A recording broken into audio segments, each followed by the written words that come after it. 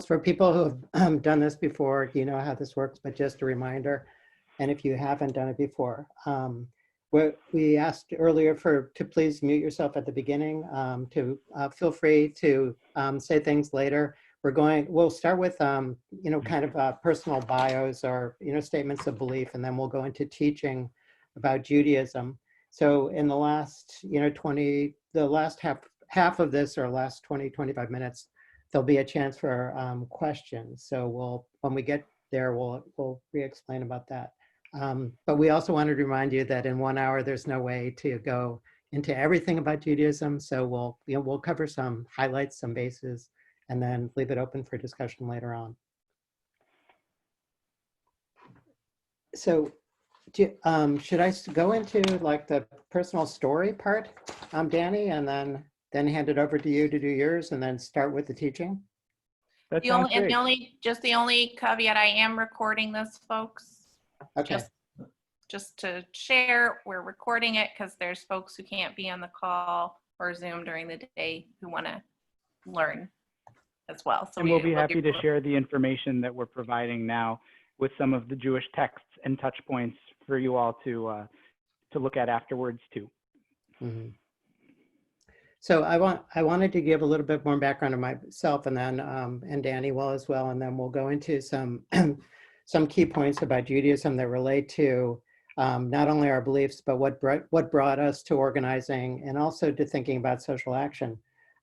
My roots go back to Cleveland, Ohio, where I grew up as a member of a temple called Anshe Hesed, Fairmont Temple. It was a huge Reform temple in Beechwood, Ohio. And I was lucky to have a rabbi at that point, Arthur Lelyveld, who was really active in the civil rights movement. So I grew up at a really, interesting time. It was the Vietnam War was going on. I registered as a conscientious objector. Kent State happened, while I was in high school, and I organized a walkout and strike for that. I also worked on trying to lower the voting age, believe it or not. It was 21 at that time, and in Ohio, we tried to lower it to 19. We were really optimistic about that.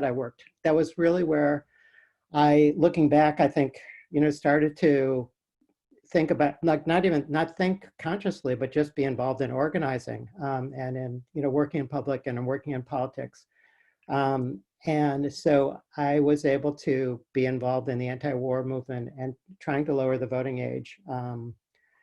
At that, while I was growing up, the voting age in Ohio did not pass. And if you remember what happened, it wasn't until there was an amendment in the Constitution to lower the voting age to 18. But one of the things I learned from that was the importance of having a voice, and that a voice can change things. And that, that came from just the political environment, but also from the Rabbi Lelyveld, who went to Mississippi and had his head bashed in. So he was one of them. A lot of people from the North, and later I might mention more about Rabbi Abraham Joshua Heschel, who marched with King and Selma. But Lelyveld was one of those people, and he like the image of his head bandaged and his, willing to risk his life was like really formative for me. That was really an important moment. After growing up with Judaism, I'd never felt that I was that devout, and actually, always stayed connected, but wasn't affiliated at a temple. And part of the reason for that was that I fell in love with somebody who's Catholic, and my wife is Catholic and actually very devout, and has influenced me in terms of religion, but also being open to other faiths. But it made it really hard for us to find a welcoming temple or a welcoming institution where both of us didn't belong, because she says she's not a convert. So it took me, like similar to the Torah, it took me about 40 years really of wandering, like going everywhere, including all over Fairfield, from, conservative, Orthodox, humanistic. I tried everything. And then ended up at B'nai Israel, which has found so, warm and welcoming in so many respects, as people in this screen can attest to as well. And my reason for going back kind of as an adult who has a son too, was not not for his education, but for my education, because I felt like I really could be more committed and wanted to know more about what Judaism meant. So my two prime reasons were, one, for social action, to figure out what that meant. And the other was for Torah study, which I've been doing with Beth here and Joe and Barry and some others. And like religiously, in kind of that loose sense of the term, like every week, including we're going through the Torah 5 books for the second time, like verse by verse, which is different than what usually people do is a weekly portion. So in other words, we're reading and talking about every single word in the Torah. And that appeals to me as a reader and a writer and as an English teacher too, because it's all about interpretation. So my interest in Judaism, really is about, questioning and interpreting.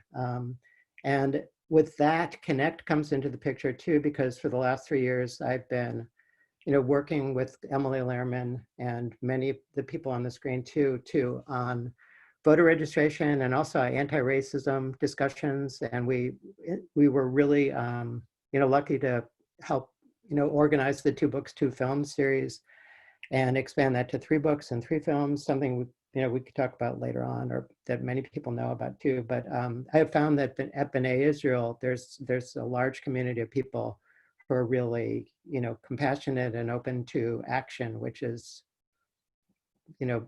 been a good group to work with. And I pass it along to you, to Danny, to say anything about your personal story, how you came to your faith or how you came to organizing, and then maybe to start into the teaching. Thanks, Jeff. Actually, it was a pleasure to hear from you, partially because I didn't realize that we had a connection point. I was a rabbinic intern at Anshe Chesed Fairmount Temple in Beechwood, Ohio, when I was in rabbinical school. I didn't know that. That's funny. And of course, looking at the picture of Rabbi Lelyveld and hearing about his story in what was really a social justice community organizing internship is a connection point and a story in the Reform movement that we share. And some of you know that our rabbi B.T. Rubenstein, who's our emeritus rabbi from the same generation at Temple Israel here in Westport, was similarly involved, and actually I think was friendly with Rabbi Lelyveld back in the 1960s as they were doing that work. Of course, we like to tell those stories in the Reform movement, and then the next question is, okay, what have you done for me lately? So that's one of the reasons that I'm happy to be involved today.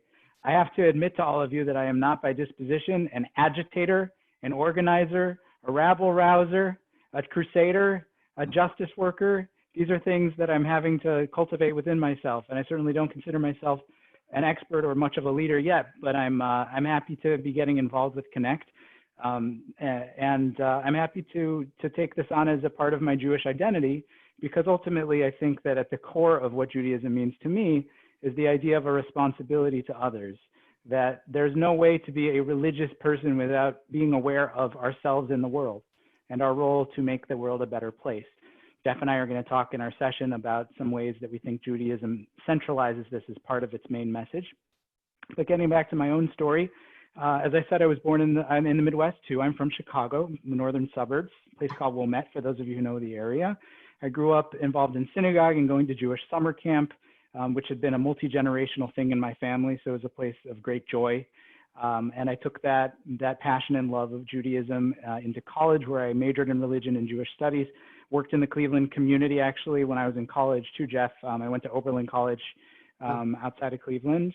And then, as I mentioned, spent a few years working in New York City when I was a student there. So for me, the part of my identity that's connected to organizing is the part of my identity that wants to move our community from social action and social action projects to thinking about the deeply systemic roots of the issues that are confronting our society, the sorts of things that CONNECT works on, like criminal justice reform and health and immigration and things of that nature. So I see organizing as the way to actually get stuff done rather than just pat ourselves on the back. And so that's one of the things that inspires me about being connected to and hopefully growing my involvement in CONNECT. So thank you all for listening to a little bit of my story. And at this point, I guess we can go into some of the content. We'll provide you with a a few ideas, Jewish ideas and concepts to understand the root of what Judaism has to say about justice and thinking about organizing in a Jewish lens. And I'll share a few points. Jeff will share a few points. Feel free to ask questions in our chat while we're going. And then in about 20 minutes maybe, we will we'll take some Q&A and have a little bit of a conversation together. How does that sound, everybody? Is that all right? All right, very good. Well, let's start with everybody's favorite topic, which is the great advice that you get from your in-laws. Here's a story from Jethro, going back to the Bible. I'm going to share my screen. Can everybody see this? Coming through to you, I hope? Yeah. All right, good. So here's a story of community organizing from the Torah. And this is one that I think Alana suggested that we look at, and I thought it was a great idea, so I picked it out here. Here's Moses, our liberator, our lawgiver, who has come to be not just a guide for people leaving slavery, but in fact, a leader who is starting to build a civic society, a civil society in a new way, a society of laws and regulations and judges and officers. And reasonably, he feels a little overwhelmed by being the main person in charge of all of this. So his father-in-law, Jethro, is going to come and give him a little pep talk. Jethro comes up to him and says, "What is this that you are doing for the people? Why do you sit alone while all the people stand around you from morning until evening? In other words, why are you the only person who has to make our society function, who has to let justice have its course? Why does it all have to go through you?" And Moses says back, "Because the people come to me to inquire of God. When they have a dispute, they come to me, and I decide between one person and another, and I make known to them the statutes and the instructions of God." Moses' father-in-law said to them, "Oh man, that sounds exhausting." Actually, that's not what the Torah says, but he says something similar. He says, "What you are doing is not good. You will surely wear yourself out before you and all these people with you. For the task is too heavy for you. You cannot do it alone." So Jethro is proposing an idea first to Moses, saying that, "Moses, I recognize that the rule of law is necessary. This is a crucial part of our society. I recognize that the people trust you and that you are representative for God's justice on earth in our community. However, civil society," says Jethro, "requires shared responsibility. Moses, if it's up to you alone, you are not going to be able to accomplish anything. You are going to burn out, burn up, and you're not going to be any good to anybody like that." So what does Jethro suggest? Jethro says, "You should represent the people before God, and you should bring them before God to bring the statutes and instructions, but you should also look for able men," we should say today, able people, able leaders among the people who fear God, are trustworthy, and hate dishonest gain. Set such people over them as officers over thousands, hundreds, fifties, and tens. Let them sit as judges for people at all times. Let these people bear the burden with you. And so in order to actually let justice happen, Moses has got to realize that it's not just about him. As talented as he is, as trusted as he is, he needs to build leaders and to be able to share some of that responsibility with others whose authority they will then share with him. And not just any leaders. Notice that the text doesn't say just pick people and choose and you're going to put them in their spot. They're able. These are people who are real leaders, who have followers, to use justice talk, people who are capable of getting things done, of executing justice, of knowing the rules and how to serve. And so there's a lot in this story that really speaks to the Jewish ethic of justice in organizing. One is, again, that rule of law. The idea of Torah, which just means law or instruction, is absolutely a supreme value, that society is based around that law and that it is just. The importance of pursuing that justice in a team, that we can't do it alone, that we need other leaders to step up and lead with us, that it's not actually about any one person, even if that person is Moses. Yes, even Moses is only a man. And that there's a very strongly communitarian ethos. This is an important part of Judaism. Judaism is inherently a collective a collective idea. It's a shared society, a shared responsibility. And so in a sense, there certainly is hierarchy there, but there's also a great deal of latitude for cooperation and participation so that we can get to justice. And so to review, and then I'll share just one more concept and then Jeff will jump in with the next thing. The idea of commandment and law are very crucial in Judaism. Torah, meaning law, also the name of the Hebrew Bible, what some refer to as the Old Testament, and the importance of mitzvah, or commandment. These are ideas that are absolutely essential and not optional in Judaism. This is from our morning prayer book. We say this as part of every morning service in the Jewish community. Torah u'mitzvot, chukim u'mishpatim, otanu limadata. Torah and mitzvot, laws and precepts, these you, God, have taught us. The idea of a commandment, and especially a commandment being something that's not optional, is crucial in Judaism. And in Reform Judaism, it takes a slightly different valence, which is something we can maybe talk about later or a different time. But nevertheless, the idea of doing something because it is just, because it is commanded, because it is right, is at the heart. It's at the beating heart of Judaism's justice ethic. And so from there, we get the idea of tzedakah. Has anybody heard the word tzedakah before? Tzedakah or tzedakah? This is another Jewish concept, and it's often sort of contrasted with the idea of charity. Okay, it kind of sounds in its ramifications like charity. It refers to giving of ourselves and our treasure to support those who are in need within our community, and it's a practice within many, I hope all Jewish households, to contribute to various causes in need. But interestingly, the Hebrew root of the word tzedakah, or tzedakah more colloquially, is the same word as justice. Tzedek means justice. Tzedakah is that precept to contribute to alleviate poverty and need within the community. And generally, and of course I'd welcome our Christian brothers and sisters to weigh in on this later too, generally that's contrasted with charity, whose Latin root goes into a heart place. Tzedek is really a mind place. It's this is the rule, you have to do it because it's the right thing to do. Charity has the sense of a Christian love, of a love for one's fellow, and one contributes out of that generosity.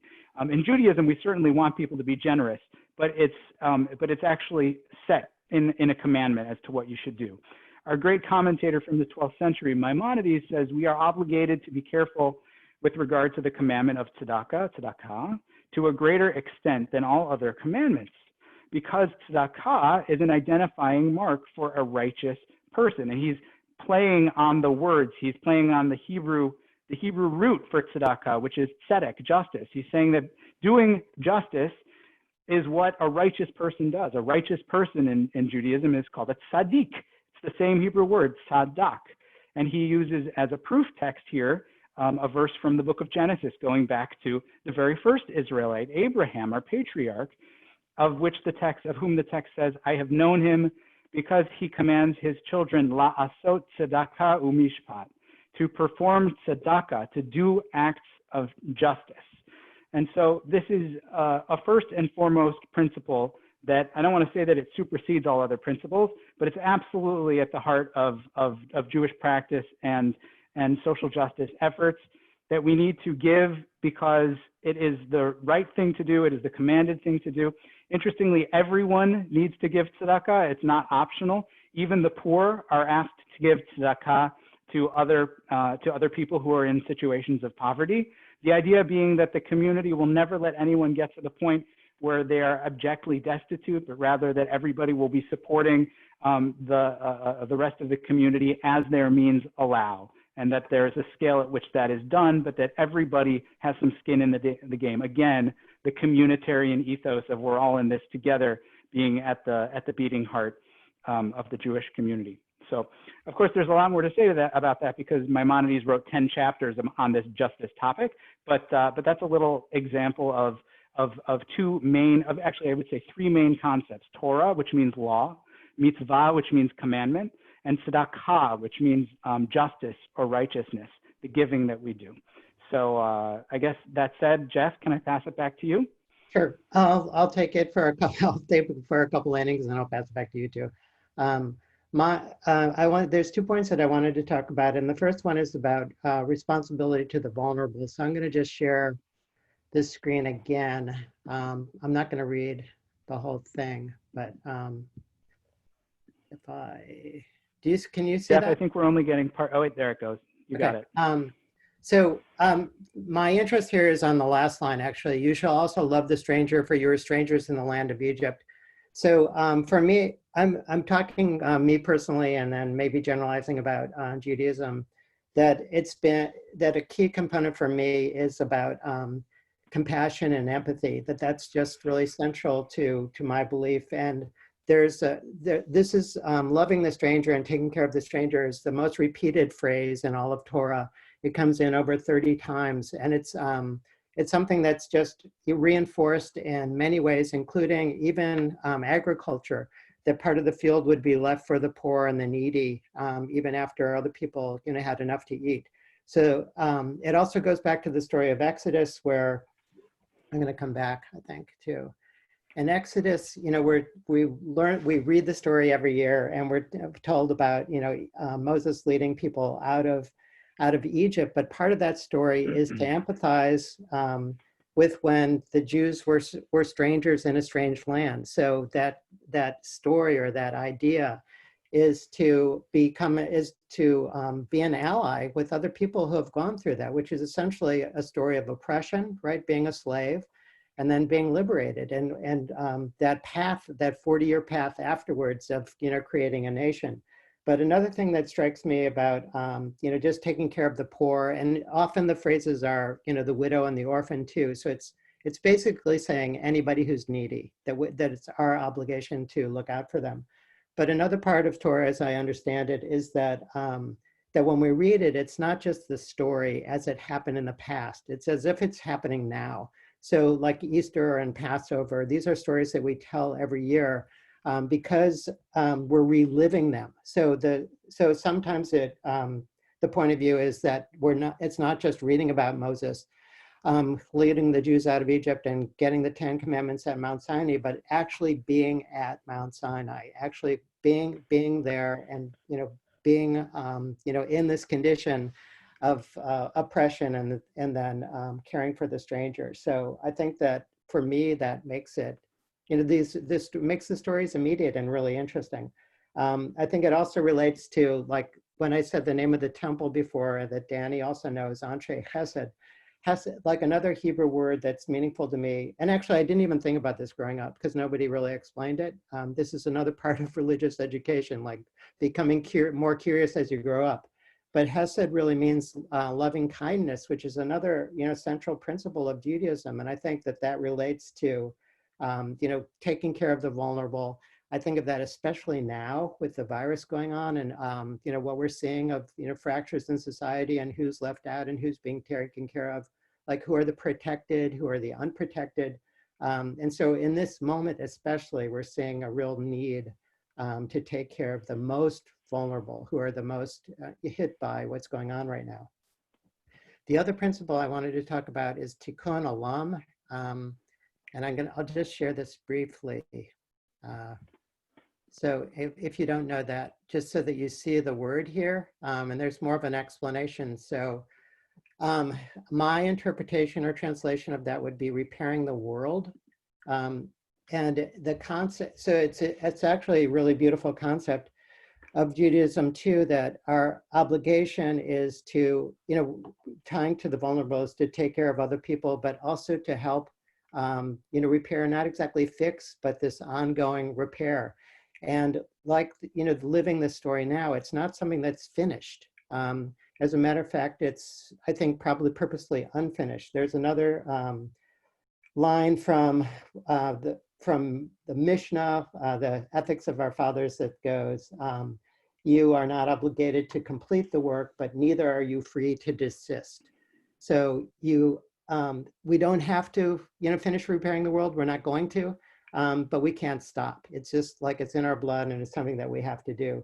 And that's relates to Tikkun Olam. And I think back to what Danny was saying about tzedek, that tzedek, that idea of justice, which is, there's a beautiful passage in the Torah that goes, justice, justice, you shall pursue. And it's like really interesting that it's like repeated, but it's just, so central. My sense of Judaism really is that the core of it is really to take care of others and to pursue justice.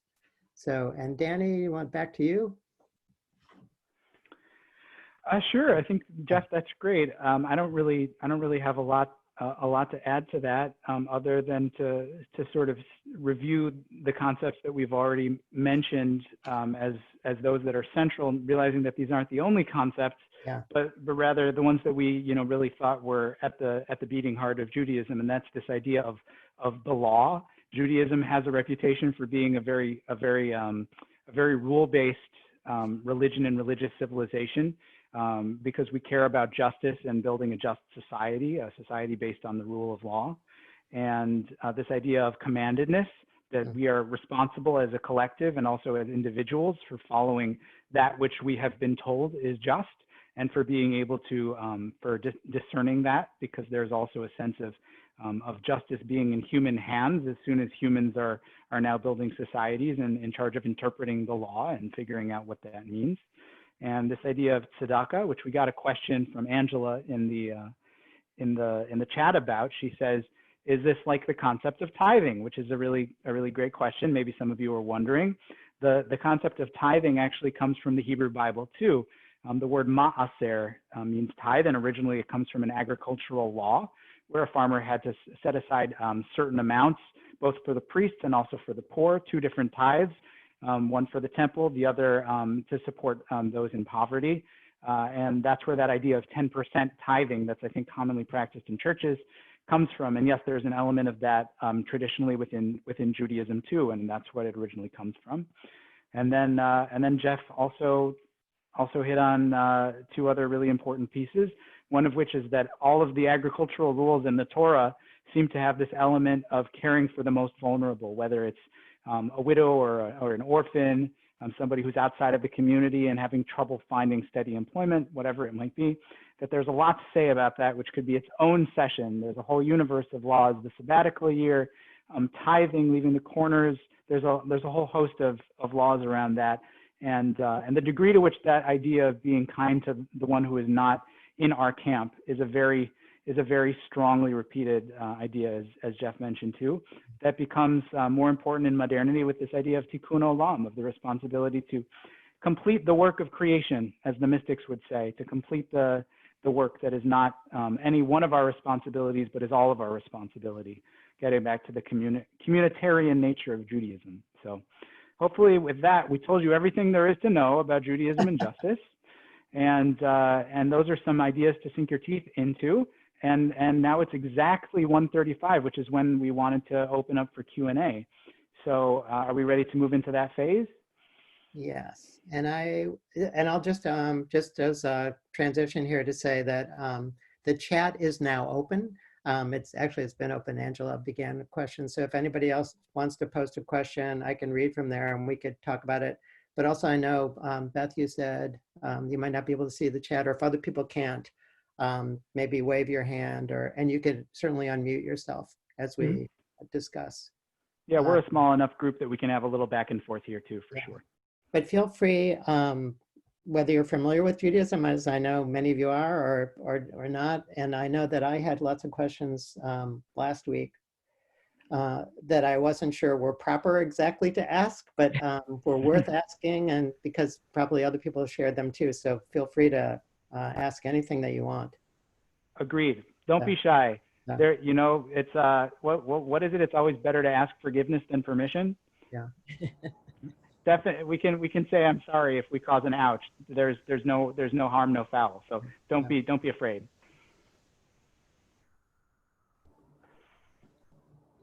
So, Cindy? Yeah. Cindy, go.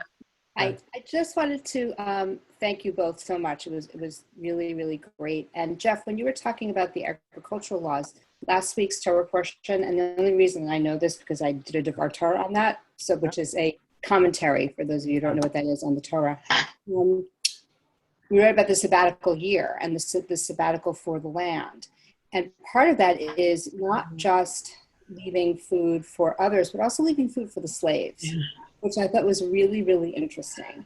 It's not just your neighbors, it's not just people who don't have, but it's people who are indentured to you. So you're leaving food for them as well. And I thought that's, you know, it's a beautiful thing that Judaism does. Yeah, yeah. If I could just add to that, I'm sorry. Talking? It's a little hard to hear. Yeah, Okay. let's maybe, Alana, if you don't mind giving me co-host privileges so that I can mute and unmute people too, I'd help out. Okay. So I was just going to say that our synagogue has, and one of the reasons why I joined it, because I was raised secularly and had never belonged to a synagogue before, has a garden, and it's called the Peah Garden, which is based on the Torah, because the payas are the corners of the land that you do leave to the poor. And the garden that we have is like a community garden, and people who can sign up for a plot, and half of the plot you grow for yourself, and half of the plot we donate to food banks in New Haven, in the greater New Haven area. And we actually donate like tons of food in the summer because it's a pretty big garden. So I thought that was really an interesting name for it, because it came directly out of the Torah and out of those concepts of giving. Mm-hmm. Thank That's you. awesome. Thank you very much. May I speak? Yes, Let's Eileen? also open it up. I just want to have a special just pause so that any of our non-Jewish friends can jump in first, because I know we've had a lot of Jewish voices in this conversation, and a big purpose of this, if I'm understanding correctly, is for our friends from other communities to ask questions. So I really want to make sure we put space in this conversation for them if they want to jump in, if that's all right. Yeah, Angela? Angela? Oh, well, could you unmute or yourself? Okay, gotcha. Okay. Just saying thank you, Rabbi, and thank you, Jeff. It's always exciting to learn about a different faith. I'm Catholic. I'm with St. James Catholic Church in Stratford, and I was born Catholic. But I was also born in India, where there is a huge diversity of faith and belief. But what excites me is the fact that a lot of the precepts and the concepts of the different faiths are really intertwined. Mhm. I can see, Catholicism has its roots in Judaism, our Old Testament. So it truly is exciting to be able to see how we merge. We do move apart, but we merge more often than not, and I'm grateful for that. So it's just a comment. Thank you for the opportunity to share with you folks. And Kirk, somebody said you have a question, but I can't see you. Kirk, do you have a question? Sorry, I don't have my video on, really just because I'm kind of tired of sitting in front of my computer. But thank you for this session and this information. And I have two questions. And I don't know much about Judaism, so please forgive my ignorance. But two questions that I have is where's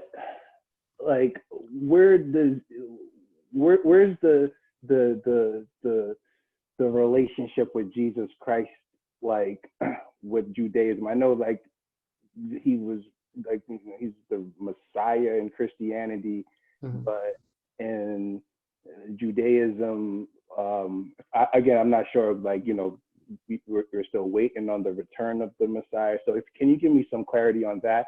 And also, there's this group, I don't know if you've ever seen them, but in New York, it's the Black Hebrews, the Black Israelites. Yeah. And, they're some would describe them as angry Black men who stand on the corner and yell about, Black people being the first Jews, and they come from the descendants of Ham. So can you talk a bit about that and where they're coming from with that, and put that in context with Orthodox Judaism? Well, Danny, do you Wow. respond to that? I think we could respond to both questions. They're both really interesting questions. I don't know if they're in the purview of this conversation so much, but they're both really interesting questions. Jeff, do you want to respond to one and I'll do the other one? I don't feel that I can, that I have a lot of expertise, but I think that, Judaism sees Jesus as, not the Messiah, but as a, wise person, that's respected by the tradition, but is not included in our readings or our history. Would you agree with that, Danny? Absolutely. Yeah. Jesus was a great rabbi and a great Jewish teacher of the first century of the Common Era. In a sectarian time, the Second Temple period was one of great diversity of opinion and great fractiousness within the Jewish community. And a sect of Jesus's followers, perceived him as the Messiah, and a new religion was born off of that. And so for Judaism, we don't follow that religion, which became Christianity. And we honor Jesus for the teachings and wisdom that he had, which if you read, the Christian Bible, look a lot like the early writings of Judaism in the first common centuries, as you would expect, because he was a rabbi. But there is obviously a great history of pain between the two communities based on that one big theological difference. Jews not believing he is the Messiah and his followers believing that he was. So this often becomes a flashpoint between the two communities, less because of now and I think more historically, more because there's been a lot of pain and persecution in the past, where Jews have been made to suffer because of that division and because of the difference in the direction of the two communities. But nevertheless, I think it's worth saying that we live in a remarkable time where we're able to be in relationship and respect difference and respect different beliefs, without needing to feel that there's any violence. To the contrary, that it's possible for us to thrive and celebrate what we share in common. So I hope that answers your question about Jesus, Kirk. In terms of the Black Hebrew Israelites, it's not an area that I have a lot of expertise. My only caveat is that I know that it's more complicated than I know. Is that I know that there are certain fringe groups that got a lot of really negative press that don't necessarily speak for the broader group. And if you want to learn more about that community, I strongly recommend you research and learn about Rabbi Capers Funyeh, who is an African American rabbi who works on the south side of Chicago and has a connection to some of these groups and frequently speaks about trying to promote understanding and diffuse tensions around that in what can be a very confusing and tense sort of environment. So I'm sorry I can't provide more expertise because it's not my wheelhouse, but I do know that I think we should all be cautious about rushing to judgment when we see those news stories about who's in what group and extremists or not. And there's a lot of different groups and different people with different beliefs out there. Sorry, Jeff. Well, Danny, I was just going to ask if you would type in the name of the rabbi you mentioned, for people to look up if they wanted to. Lana? I was going to say, if you could type the name of that rabbi in, and then to just ping off of Kirk's first question, could one of you talk a little bit about the Jewish concept of Messiah? Because it was rooted in Judaism, this idea of Mashiach. And so even though we don't recognize Jesus as Messiah, there is still, especially in certain denominations, focus on Messiah. So I didn't know if you could just add to that. So, well, my sense is more like as a concept, that, that there's this longing or this, like maybe even waiting for like a perfect age or an age when people will be saved. But I think that, and by the way, you mentioned Orthodox Jewish before. This, like what we're representing is really, I guess, the Reformed tradition, which is probably, I would say, more open to questioning. But there's also conservative and Orthodox traditions that we're not representing here. But in the Orthodox tradition, I think that it would be a more literal, expectation of a Messiah coming. But Danny, how would you clarify that? Yeah, issues of theology relating to resurrection and Messiah tend to be some of the notable dogmatic departure points between the Jewish denominations. Jeff mentioned that there are a few different ones. The main American denominations are Reformed, Conservative, Orthodox, and Reconstructionist. There's also the Renewal Movement, which is much smaller in number, but punches above its weight in terms of its influence, especially in our area. And pretty much everybody, I would say, that is not in the most traditionalist sort of Orthodox camp sees the concept of Messiah somewhat more symbolically than literally.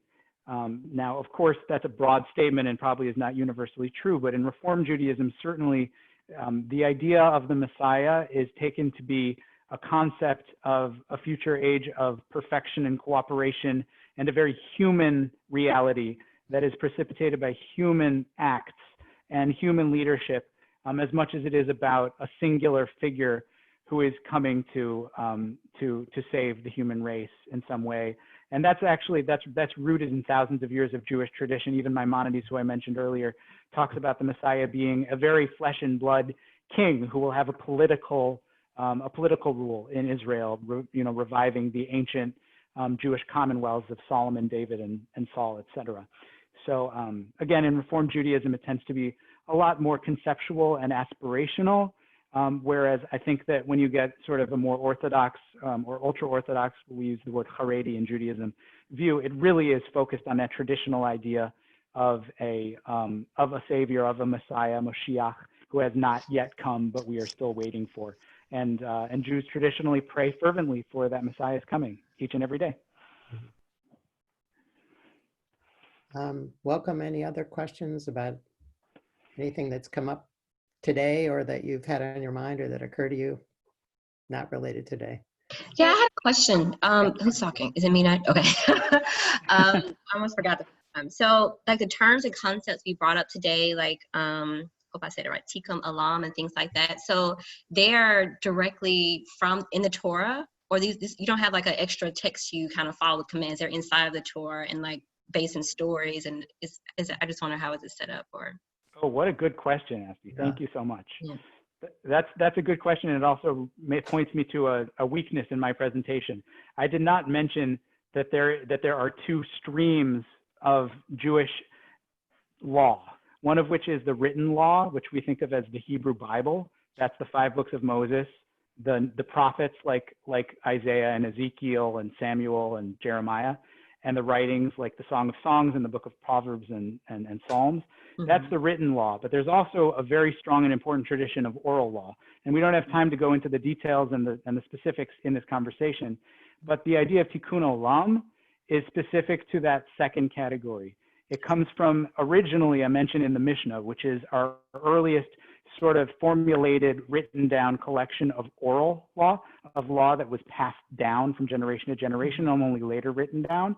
And that idea was later theologically, mystically expanded to talk about what Jeff described as a responsibility for humans to co-create and fix the world, to raise God back into fullness, if you will, with our earthly acts as a way of improving things around us. That's a later idea. That's 16th century mysticism from the north of Israel in a place called Sfat. And that is part of that oral tradition. So another important piece, the Jewish law, 2 branches, the written and the oral. That Tikkun Olam piece comes from the oral, not from the Torah itself. Whereas the laws of agriculture and treating the stranger well, that goes back to the written Torah. According to traditional Judaism, they both come from the same source, Mount Sinai. And Moses got them both. That's what Orthodox Jews believe. There's a lot more to say there for a different day. Thanks, Asti, though. That's a great question. Beth, do you have a question?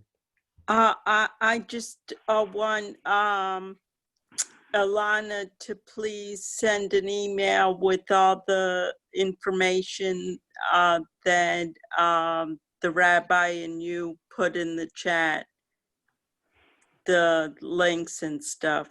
Okay, thanks. If she can. Yes, thanks for asking. Any other questions? I have one, but I will reserve it if other people have one too. I just put one in the chat about the term proof text because I think the teaching really illustrated this oft-used phrase of Jews being people of the book. And in some of our other sessions, we've talked about the different role of scripture and the different religious traditions. So it seems like proof text and the role of scripture, if either of you could just talk about that in the context of Judaism. Sure. I'm happy to, or Jeff, if you want to take a stab, either way. Go ahead. All right, let's take a look back at Maimonides, because he's the best example in what I gave you. All right. The thing about Judaism and text is that it's continuous and self-referential across time. Okay? So when we go down, or in this case, going up to Maimonides. So here's a quote from Maimonides. This is a text that he wrote that's a law code. He wrote the first comprehensive Jewish law code in the late 1100s. And in that code, he talks about tzedakah. He talks about this responsibility to give generously to those who are in need. And as part of the explanation, he is referring back to the book of Genesis, which is, of course, from the Hebrew Bible, goes back thousands of years before he lived. So can we all see at the very outset that he's quoting from thousands of years ago in his text? That's pretty obvious, right? Now, here's another thing about what Maimonides does. Maimonides isn't pulling these ideas from nowhere. In fact, he's basing his ideas about tzedakah in yet another text, which is called the Talmud. Perhaps you've heard of the Talmud before. Perhaps you've heard of Talmudic arguments. It's a word that sort of made it into the American lexicon. Well, the Talmud, which is a collection from the 5th to 7th century of the Common Era, so 1500 years ago, details conversations that happened in the few hundred years before that. It's the main collection of the oral law, which I mentioned before. And Maimonides actually read the whole Talmud and was so knowledgeable in it that he reformulated it into quick, like sound bites that people could understand. So he's actually reformulating a text from the 5th to 7th century, which itself records conversations of the 2nd to 4th century, that uses as a basis a proof text going all the way back to the Bible from perhaps the, we don't know, 9th century, 8th century before the Common Era. So we have there, just in that one paragraph, probably 2,500 of years of continuous reference back to the text. A medieval commentator from the 12th century referring to an oral text from the 7th about conversations going all the way back to the ancient biblical text, even 1,500 years earlier. So it's an ancient and ever evolving and building continuous sacred orientation toward text and responsibility, which is one reason that Jews tend to take what we do very seriously. It's a really long conversation. Does that make sense? Did I just throw way too much information at you? I have to say, as a layperson, that there's no way I will ever know all of this. And I feel like there's, that's probably true of all religions, but like when you like this voluminous, like thousands and thousands of year old history, that I feel like it's fair to just say we will learn what we can and we'll do what we can. And what's so interesting to me is when reading Torah is to think about not just the history, but also like the humanity of it, like the humanity of Moses and even the decisions of the characters that are going on, and not only what they would have meant to the people at the time forming a religion, but what they mean to us today. So I think that part of the Reform tradition is, kind of rereading these texts in terms of the modern world, and like as I think would be true of all religions, like, and to make sense of them now. So it is a cool conversation over time, I think. And the really crucial piece to add to that, Jeff, of the proof text is that you're putting a stake in the ground. You're saying, this is our text, this is our treasure. It's called the Torah, and all of the authority that we are claiming goes all the way back to that. So when Maimonides quotes from Genesis, he's connecting himself all the way to the very first Jew ever, Abraham, at the beginning of the book of Genesis, chapter 12 of Genesis, and saying that what we're doing is essentially a continuation of that which was practiced by the very first of our people. And so for me as a Jew, that's very emotionally evocative. I don't know about for you, Jeff, but to think about my action as being in context of what my most ancient ancestors, even in our imagination, would have done, is something that's really compelling and feels, a very strong piece of Jewish community ethic. Yeah. Yeah, I guess I would add that as kind of an unwritten part of Judaism, that kind of his connection. Yes, and Stuart. Yes, thank you. First of all, I'd like to say great job. I was very proud of your presentation Oh, thank you. representing Judaism. On a more controversial note, I have always been most proud of my religion in terms of our social action stances. And I think back in the old days of my youth, during the civil rights marches and all that, I think we were known as a people who were committed to civil rights and to Tikkun Olam. These days, I don't think that we're perceived in the same way by the world generally. And I'd like your opinion if you think that the world has changed or we have changed. Mhm. Is there less Tikkun Olam in the Jewish community, or are we not getting credit for the Tikkun Olam that we accept responsibility for? That is way above my pay grade, Jeff. If I could humbly generalize about all of Judaism, I would have to say that I don't see it changing. I feel like I think it's such a huge component and can always be, a bigger component. But I still think it's, I mean, we're living in a world where there's, I think, actually, a new response to politics and social action in the world that is not the same, but similar to the civil rights movement. And I think that people are coming out and speaking and marching and doing more things now in the last 5 years than they have before. But Do you think that Judaism is still credited and recognized as being at the forefront of that? Yeah, I don't know. But I think yeah, I don't know, but I am watching the clock too, and I know that Alana, I think, probably wants to say something, and then we'll have a closing. But I think we also want to provide for a longer conversation for people who can stay past the hour. So, Yeah, Alana, and I just wanted to flag, Eileen Glickman, did you have a oh, question? sorry. Eileen, are you sure? Thank I know you. you've been sitting on a question for a while. Well, when we were talking about ancient times, was there not a place in the temple in Jerusalem where people could go in, and there was a chamber where they could either take what they needed or give. So that was Tikkun Olam, to be able to give, to help those who were needy, or to provide for those who needed. Am I right? So that no one knew whether anyone took or gave. I guess I know now where 7-Eleven got the idea to take a penny, leave a penny. What was there such a? It's an interesting question. I am not aware of something that you're talking about. We can maybe I'll do a little research, or you can tell me a little more offline, and we'll talk about it. But I love that idea. I know that certainly social justice was practiced in the temple because not everybody had the means to be able to sacrifice. And so there were, even if you read the Torah, I know you often skip over the books of Leviticus, right? But if you read the book of Leviticus, you'll see there are a lot of provisions made so that even the people who are the neediest can offer sacrifices. Even if you don't have a bull, you can offer a dove. Somebody can buy you a dove, whatever it might be. That's what I'm aware of, but it could be. I don't know every aspect of the ancient temple, right? Thank you. Thank you.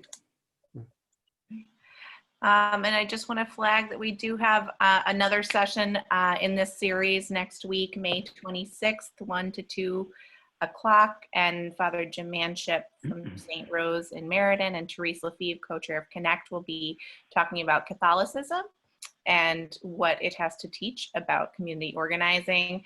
So please tune in for that. I want to thank our co-chairs, and I think Jeff is going to close us in prayer. But if there are additional questions and the co-chairs are able to stay on, we can keep the meeting open. But we want to just close out for those who have to sign off. So thank you.